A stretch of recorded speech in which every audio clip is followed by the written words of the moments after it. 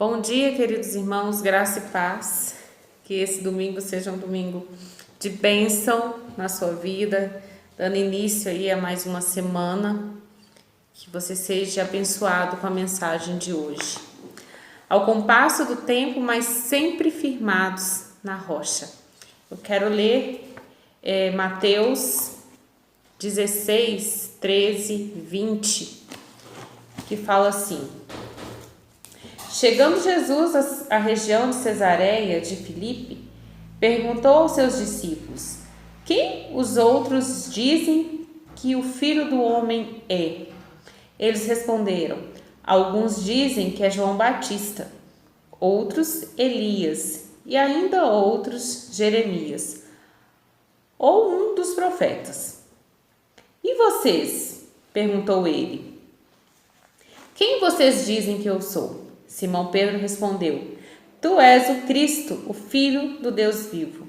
Respondeu Jesus: Feliz é você, Simão, filho de Jonas, porque isso não lhe foi revelado por carne ou sangue, mas por meu Pai que está nos céus. E eu lhe digo que você é Pedro, e sobre essa pedra edificarei a minha igreja. As portas do Hades não poderão vencê-la, ou as portas do inferno. Eu lhe darei a chave do reino dos céus. O que você ligar na terra terá sido ligado nos céus, e o que você desligar na terra terá sido desligado nos céus. Então, advertiu aos discípulos que não contassem a ninguém que ele era o Cristo. Olha que mensagem maravilhosa. Se Jesus perguntasse para você nesse domingo quem ele é, e quando nós vamos estudar que Cristo, Cristo, a rocha, não pode mudar, mas as formas de pregar esse evangelho, de pregar essa mensagem, sim.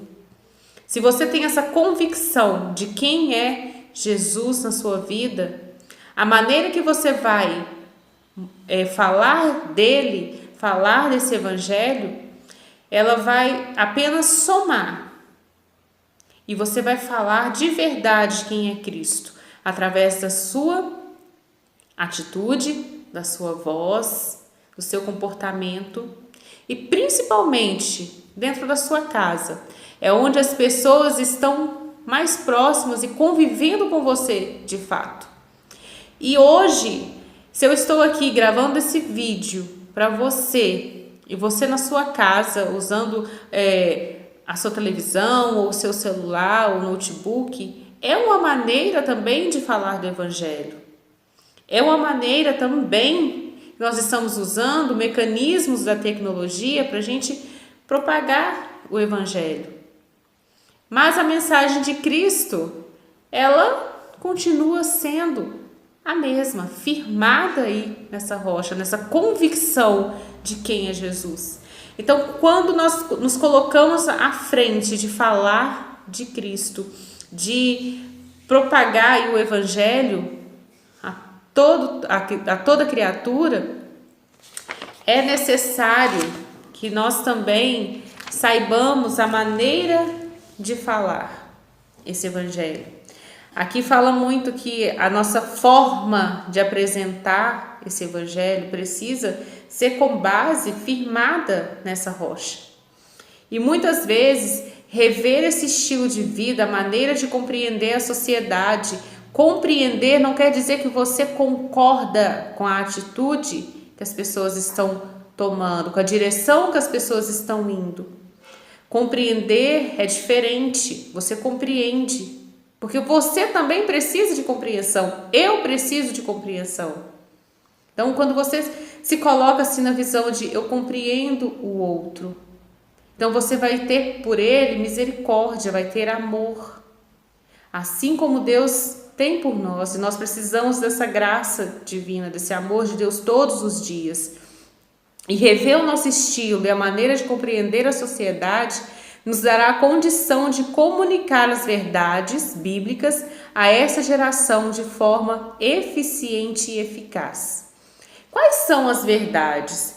Eu gosto assim, as meninas da minha classe, né, a Fanny Luper, eu falo muito falava muito, né, em tempo presencial, que a nossa verdade não pode ofender o outro. Eu preciso falar a verdade, mas eu preciso também saber falar essa verdade. Eu não posso me aproveitar e ficar usando a Bíblia de escudo para eu falar uma verdade que vem apenas do meu momento, do meu sentimento, e não a verdade firmada em Cristo. Eu preciso aprender a falar essa verdade, pedir orientação de Deus sobre a minha vida, para eu não ofender, para eu não afastar as pessoas de Cristo. Quando você vai em algum lugar e você é bem recebido, ou se você fez uma viagem que você gostaria de voltar novamente, se você vai fazer uma menção, se você vai falar com o outro desse local que você foi, ou dessa comida que você comeu, você vai falar bem, você vai ressaltar tudo ali que há de melhor, que você aproveitou ali e fez muito bem para você. Então, a maneira que você vai falar de Deus, de Jesus, dessa salvação, desse evangelho, também precisa ser uma forma que realmente vai fazer a pessoa sentir essa vontade de conhecer essa verdade. Agora, se nós usamos a palavra para falar coisas, apontar defeitos, apontar os pecados, vamos apenas afastar essa criatura, né, esse indivíduo de Deus. E essa forma que a gente usa, esse mecanismo que é a tecnologia, em todo tempo hoje ficou muito fácil, porque você digita um texto bíblico e manda para aquele seu vizinho, para o seu amigo, para o seu parente, mas você precisa realmente falar essa verdade que é Cristo, que é misericordioso, que perdoa, que nos compreende, que nos aceita da maneira que nós somos. E nós vivemos em uma sociedade muito preconceituosa, que discrimina o outro, impiedosa, que não tem assim, que querem misericórdia, mas não são misericordiosos. E fica uma coisa meio que difícil de compreender. Você fala assim, eu preciso tanto da graça de Deus, do perdão de Deus, mas por que eu não consigo perdoar o meu irmão? Por que eu não consigo perdoar o meu próximo? Por que eu não consigo falar desse amor de Deus que me acolhe, que me afaga, de uma maneira que o outro também perceba isso? E nós precisamos pedir sabedoria a Deus. Porque ao usar essas ferramentas de falar o evangelho, não é ir para o Facebook, para o Instagram e começar a mandar indireta para a irmã da igreja, para sua vizinha, e usar às vezes versículos bíblicos, jogando essa indireta. Nós precisamos ter sabedoria para falar, para usar essas ferramentas, que hoje está tudo diferente, essa forma de pregar o evangelho. E a maneira que nós encontramos assim, mais acessível é a internet. São as páginas do Facebook, do Instagram, de um monte de outras coisas que temos por aí. Mas precisamos ter sabedoria, pedir sabedoria a Deus para realmente propagar essa verdade de uma forma que o outro vai se despertar. Nós precisamos falar essa verdade, pregar o evangelho e também saber que quem convence é o Espírito Santo. Nós precisamos falar e pedir a Deus para que o Espírito Santo toque aquele coração. Porque a nossa maneira de falar também vai fazer a diferença. Quando a gente tem um ponto aqui na página 255 que fala assim, ressaltando que a comunidade da qual Jesus era a cabeça era uma comunidade de convivência, de amor, de relacionamento, ao ponto de conhecerem pelo nome. Isso que demonstra lá em Romanos 16. Ou seja, só por falar de Jesus, já sabia que ele era amor. Já sabia que ele tinha uma convivência, que ele tinha assim, a essência de Jesus era o próprio Deus. De falar assim, ele ama.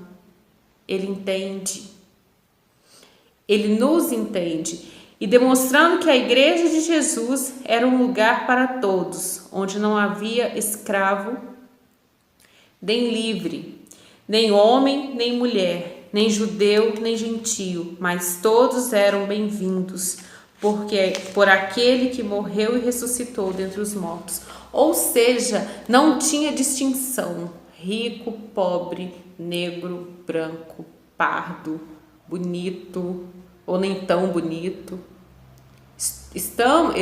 Jesus nos coloca no mesmo nível, tanto que na Bíblia já fala também que não existe diferença de pecado. Se você aponta o pecado do outro, você está cometendo também um pecado, você está julgando. Ah, mas eu não aceito. Você não precisa aceitar, você precisa compreender. É diferente. E confirmando que a comunidade de fé estabelecida por Jesus era um lugar de oração e contemplação, onde a presença de Deus era claramente percebida, caracterizada por um encontro pessoal com um Deus que é pessoal. Ou seja, cada um de nós temos um encontro com Deus, precisamos ter um encontro com Deus. Cada um de nós, Deus vai nos tratar com aquela... Eu sou única para Deus. Você é único. E nós precisamos ter essa consciência disso. Que Deus trata cada um a seu modo. Eu tenho 4 filhos. Cada um deles, um é diferente do outro. Um gosta, o outro nem tanto.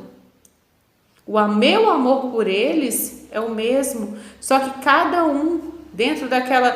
Por ser único... Eu preciso compreender isso, eu preciso enxergar isso. E reconhecendo que a igreja é um espaço marcado por um encontro consigo mesmo e com o outro, pois nessa comunidade se é um membro uns dos outros, ora, essa visão de quem Cristo era e do Ele fazia pelos que nele criam, impactou o mundo de então modo que as dezenas e centenas de milhares de pessoas aderiram à fé, alvoroçaram o mundo daqueles dias e fazendo que o evangelho chegasse até nós. Ou seja, toda a essência de Deus, todo aquele alvoroço de falar assim, Jesus perdoou, Jesus ama o pecador, Jesus morreu na cruz e ressuscitou no 3º dia, fez esse alvoroço que hoje nós temos a possibilidade de estarmos aqui falando desse evangelho. E quando você entende toda essa dimensão desses acontecimentos, da graça sobre nós, todos os dias, a cada manhã, as misericórdias do Senhor se renovam sobre a nossa vida, nós precisamos sim ter misericórdia também do nosso próximo. Não é chegar e falar assim, eu sou, não, você não é, eu não sou. Se Deus não agir em mim todos os dias, se Deus não tiver misericórdia da minha vida todos os dias, eu nada sou. Eu preciso dessa graça, eu preciso dessa misericórdia. E a sociedade pós-moderna, a semelhança dos judeus e dos gentios, também tem uma forma de ver a Cristo. E a mensagem do Evangelho, para a maioria, ela continua sendo loucura, mas o homem pós-moderno continua tão carente da mensagem de salvação como o homem dos dias de Paulo. Nós observamos a nossa sociedade, essa carência dessa mensagem da salvação, de falar desse amor. Muitas pessoas estão sedentas desse amor e buscando preencher em outras coisas, com vícios, com momentos, tentando satisfazer essa falta, né, que o homem sente com coisas, comprando. Eu li uma reportagem que o Mercado Livre, né, bateu o recorde de vendas. Então, o que está havendo ali uma ansiedade, e essa ansiedade está tendo uma busca de uma compulsão. Vou comprar, vou comer, vou fazer alguma coisa, enfim, preciso tampar esse vazio. E nós sabemos que Jesus nos preenche, Jesus nos dá sabedoria, o Espírito Santo é quem nos convence do nosso pecado, do nosso erro, nos tira dessa cegueira, né, espiritual. E quando fala assim que o Espírito Santo é o Pai da criatividade, essa criatividade está relacionada aqui, ó, nesse momento nós estamos juntos, através desse celular que eu estou usando. Deus deu a sabedoria ao homem. Se eu estou usando esse óculos, foi uma criatividade que Ele deu ao inventor aqui desse óculos. Imagina que você agora, eu gravei o vídeo e agora você vai ter a possibilidade de assisti-lo aí na sua casa. Teve o Elias que vai editar, que vai postar o vídeo, vai fazer algumas correções. Então, Ele nos deu essa criatividade. Cada um de nós temos um pedacinho de Deus, porque Deus é criativo. Você já parou para observar uma pétala de rosa, apenas uma pétala? O quanto de detalhe que ela tem, as cores, a combinação, as manchinhas, tudo. Deus é muito criativo e Ele colocou isso em nós. Se você ainda não descobriu a sua criatividade, para e tem esse momento de reflexão. O que eu gostaria de fazer? O que eu sei fazer? Muitos querem assim, mas eu não sei cantar, não sei tocar, não sei falar, então não tem Deus tem filho preferido. Não, Deus não tem filho preferido. Ele prefere Ele prefere você, Ele prefere todos nós. Então Ele colocou em você alguma coisa que seja um abraço. Tem pessoas que gostam tanto de abraçar, irmã Mezinda, né? Que chega, dava aquele abraço gostoso. Então é um dom. Então é um detalhe ali, ela sendo criativa. Com certeza muitas pessoas estavam sedentas por aquele abraço e sentem falta, porque eu sinto falta. E nós precisamos buscar, pedir a Deus, né? Tem aqui, diz que o Espírito Santo é o Pai da criatividade. Portanto, no que tange a pregação do Evangelho, é o Espírito Santo quem dá ao pregador criatividade, que o capacita para apresentar a mensagem, de modo que possa fazer a diferença na vida das pessoas, que vai trazer o entendimento, a forma de conduzir a mensagem, a forma de conduzir aquela fala. Se você pedir, o Espírito Santo me usa de tal modo que para quem escutar essa mensagem realmente faça a diferença na vida dela. Criatividade sem unção é presunção. Você consegue perceber, ela é tão criativa, mas é uma pessoa assim que é grossa, que não sabe respeitar o outro, que acha ali que sabe fazer tudo, que ela que domina. Precisamos ficarmos atentos com isso. Criatividade sem unção é presunção.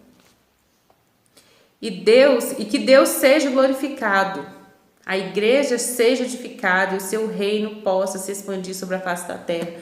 A igreja somos nós. E hoje, nesse momento, nesse tempo que nós vivemos, mais do que nunca, essa fala está bem clara. A igreja somos nós.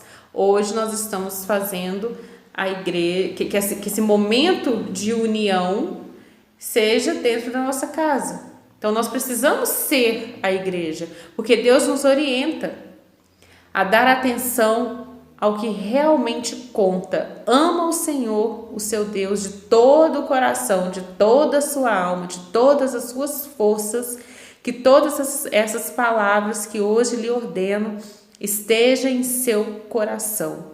Prioridade, algo de que se fala muito em nossos dias. Então Deus nos orienta quanto ao ensino consciente da palavra, ensinar os seus filhos. Você não deve ensinar os seus filhos a palavra de Deus, a falar desse amor de Deus e ao mesmo tempo pregar Deus para ele como querendo te esquivar da sua responsabilidade. Se você não obedecer, Deus vai ficar triste com você. Se você não fizer isso, Deus vai te castigar. Então muitos querem tirar essa responsabilidade de educar e colocar Deus à frente ali, como se Deus fosse punir a criança porque ela teve um momento ali de desobediência.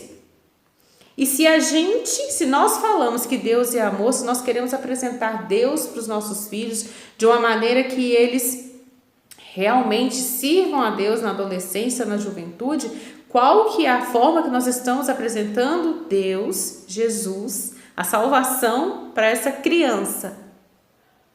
Como que ela está recebendo isso? É um Deus que a criança não pode respirar, que ele manda um raio?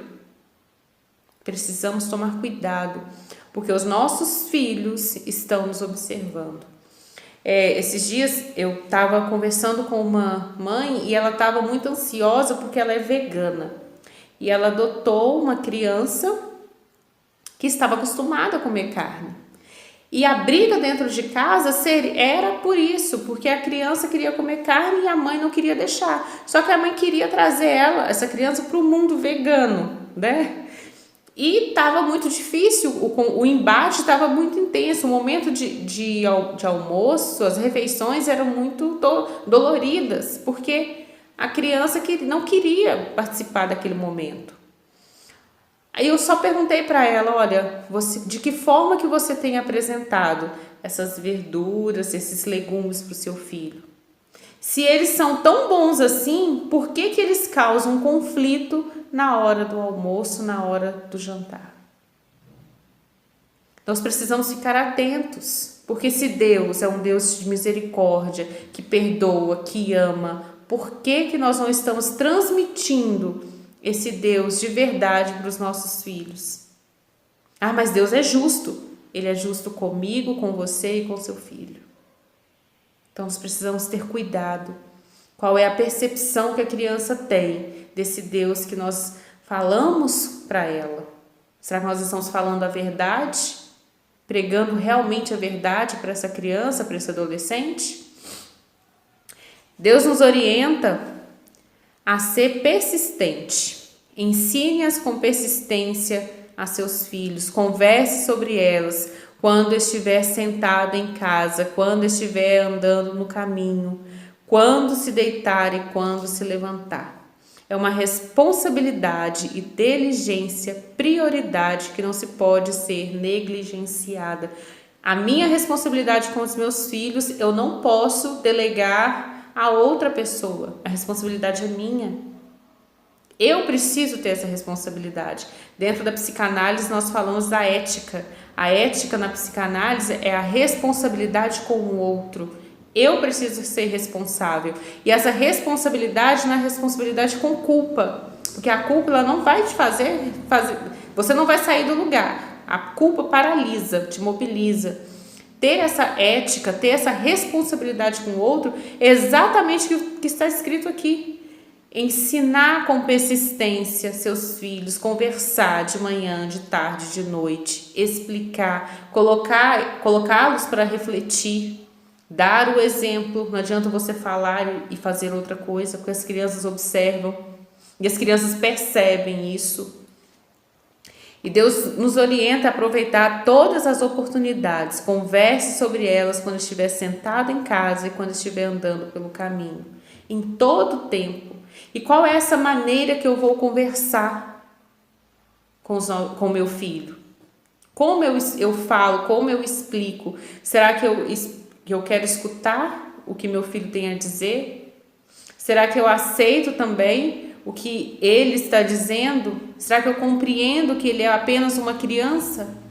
Nós precisamos ficar atentos ao nosso comportamento e procure também aplicar essa orientação, usar de uma forma de repetição, de criatividade. Eu gosto muito de contar história, porque é um momento, Jesus também usava muito esse método, né, de parábolas para ficar mais claro aonde ele queria chegar, o que ele queria dizer. E Jesus usou muito as parábolas, ele ensinou muito através das parábolas. Então, peça a Deus essa criatividade para você mudar a forma que você tem educado seu filho. Se você pensa assim, eu preciso melhorar em tal situação, em tal questão, peça a Deus orientação. E procure aplicar esses princípios, o princípio verdadeiro da palavra de Deus. O princípio de amor, o princípio de sacrifícios, de se doar, de entender, de compreender o outro. E na conclusão, diz assim, nesse estudo aprendemos que Cristo, a rocha, não muda jamais. No entanto, isso não significa que não se deve buscar mudanças que possam contribuir para que Deus seja glorificado, a igreja seja edificada e o reino do Senhor possa se expandir sobre a face da terra. Ou seja, que você peça a Deus sabedoria para você ser criativo a tal modo que a sua postura, a sua fala, a sua forma de pregar o evangelho alcance outras pessoas, alcance as pessoas próximas a você, que faça realmente diferença e traga entendimento ao outro e que abra espaço para o Espírito Santo agir na vida da sua família, na vida dos seus filhos, na sua vida. Peça a Deus sabedoria todos os dias. Todos os dias nós precisamos ter essa sabedoria. E que o Espírito Santo nos conduza a toda a verdade e nos capacita com criatividade. Então, que eu seja capacitada com a criatividade para eu falar, para eu contar história, para eu conseguir falar do Evangelho para os meus filhos, o verdadeiro Evangelho, um Evangelho de amor, de sacrifício, de se doar, entender que eu preciso realmente compreendê-los e pedir a Deus muita e muita sabedoria para onde quer que eu vá e quando tudo isso eu puder estar junto com os irmãos no templo, que realmente eu faça diferença na vida de cada um, que eu realmente valorize a vida de cada um, porque hoje nós estamos sentindo falta de tantas coisas. Primeiro domingo do mês, café da comunhão, escutar os irmãos cantando, que quando tudo isso voltar, quando eu conseguir, nós conseguimos assim passar por esse momento e voltar ao templo, que a gente valorize esses momentos dentro da igreja, valorizar o pastor. Eu sinto falta dele me chamar de filha. Eu falo, ele me chama assim, filha, pastor, oi filha. Eu acho assim muito legal, me afaga, eu acho gostoso, eu sinto essa falta. Então que realmente você valorize tudo que você tem, para quando chegar um tempo como esse, você ficar assim, se eu tivesse feito tal coisa, o tempo passou. Então valorize hoje a sua família, os seus filhos, os seus amigos, se você pode ligar, se você pode mandar uma mensagem. Hoje está tudo tão rápido, mas use esse tempo para também falar do amor de Deus, o amor verdadeiro de Deus. Que você tenha um ótimo dia e eu espero que essa mensagem tenha chegado ao seu coração, que você peça muita sabedoria a Deus. Deus te abençoe.